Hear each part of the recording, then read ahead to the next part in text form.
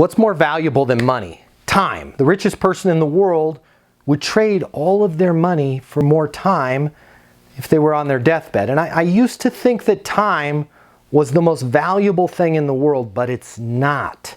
There's one thing that's more valuable than your time, and that's your attention. If you're allowing things to constantly distract you and grab your attention, that's the same as those things stealing your time and your money. So I want you to look at your phone. What notifications pop up? What friends do you have that are constantly bringing you negative information and negative news and distracting you from the goals that you are working on? Money is great. Time is more valuable.